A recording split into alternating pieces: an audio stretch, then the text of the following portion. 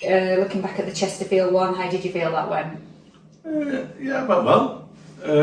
Probably a good thing that we conceded the goals that we did, because it gives you a little bit of a kick up the backside.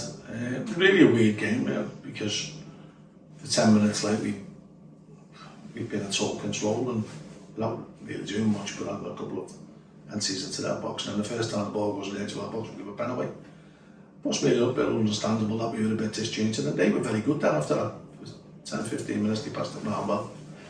Scored 2 good goals from their point of view, poor from our point of view.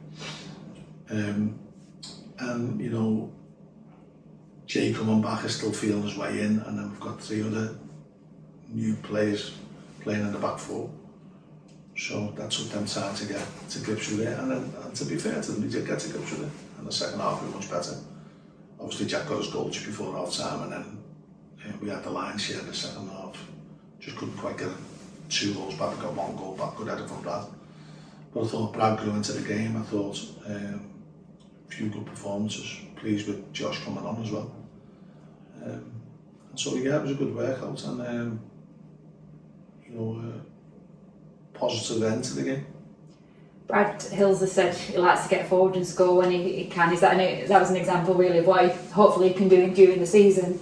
Yeah, you know, when we had Michael Nottingham playing, he was always good for about 7 or 8 goals, so hopefully we can get Brad in that same mould. What do you feel you've learnt in the 4 or 5 pre-season friendlies so far? It's not so much me learning, it's the players learning or getting to know each other and how we want to play. You know, and how you've got to be a little bit more disciplined. And I think if anything, it's hammers home the fact that you've got to work on the training grounds. You've got to work on patterns of play and getting players to know their jobs. And that's something that we'll continue to work on the end of this week and Saturday, and then the whole of next week. So we should be in tip-top condition for the season to start. Do you feel like it's important to play perhaps your stronger side against York on Saturday, with the season only a couple of weeks away now? I don't know whether it's important. What is important is that when we put the 11 out on Saturday, that they're all fully fit, they're all raring to go, they're all enthused, and they're all aware of what roles and responsibilities they've got within the team. It's getting closer to the big kick-off now. How are you feeling about the squad as a whole? Yeah, I've been pleased with the additions that were brought in. I think there might be 1 or 2. You never know with Accrington, the amount of times we lose players the last week of pre-season.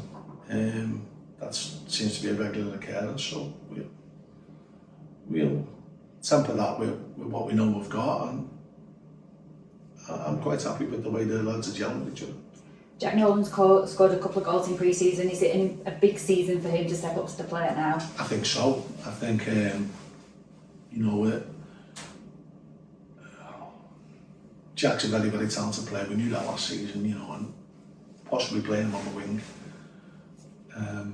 Whilst he can do wonderful things and put good balls into the box, defensively he wasn't quite up to the standards that we required for League One. I think it dawned on me towards the end of last season that the only way forward to Jack was to try and do what we did with Gary Roberts, which was convert him to a forward. And his natural life of goal would come to the fore, and I think we've seen that already in pre-season. And just finally, Jay Rich-Baghuelou, how far is he on his journey back to fitness now? You know, it might be a case of him getting his confidence and his fitness back on the job, so to speak. I mean, you can do all the training in the world, you can do all the strengthening and conditioning in the world, but nothing prepares you for having to get your timing right, make decisions, go in for full running challenges. Nothing prepares you like that for a football match. And the more games you get under his belt, the better it'll be.